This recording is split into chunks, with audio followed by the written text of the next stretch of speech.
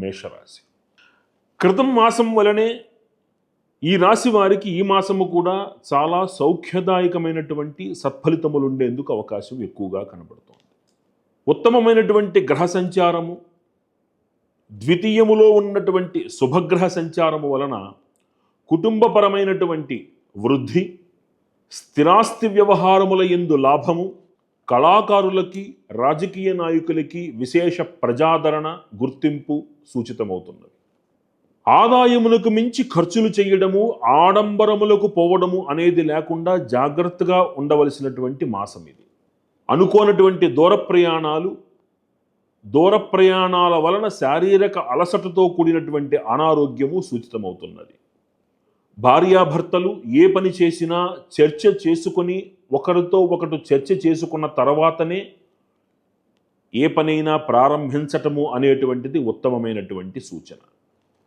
అయిన వాళ్లే రుణాల కోసం దగ్గరికి రావడం, అందులో కొంచెము కుత్సితమైనటువంటి ఆలోచన కూడా ఉండడము అనేది సంభవించే అవకాశం ఉంది. కాబట్టి ఆర్థిక వ్యవహారములలో ఆచితూచి ఉండవలసినటువంటి సమయం.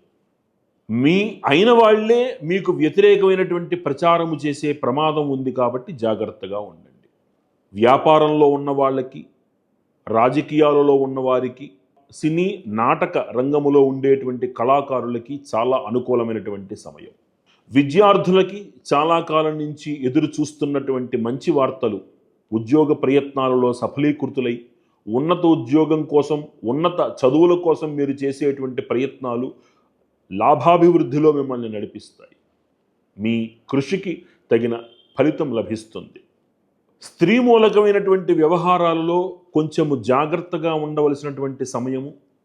అదే విధముగా కార్యాలయముల యందు మీ పేరుకి, మీ మాటకి విలువ పెరిగేందుకు అవకాశం ఉంది. కాబట్టి మీరిచ్చేటువంటి నిర్ణయాలు కానీ, సలహాలు కానీ, మీరు తీసుకునేటువంటి నిర్ణయాలు కానీ జాగ్రత్తగా తీసుకోవడం చెప్పదగినటువంటి సూచన. ఈ రాశి వారికి మరిన్ని సత్ఫలితాలు కలగడానికి ప్రతిరోజు సుబ్రహ్మణ్యేశ్వర స్వామి వారికి 11 ప్రదక్షిణలు చేసుకోవడం, సుబ్రహ్మణ్యేశ్వర ఆలయం లేనప్పుడు నాగుల జంటకైనా సరే 11 ప్రదక్షిణలు చేసుకోవడం, శుక్రవారం నాడు దుర్గాదేవికి అష్టోత్తర శతనామావళితోటి కుంకుమ పూజ చేసుకోవడం చాలా విశేషమైనటువంటి సూచన.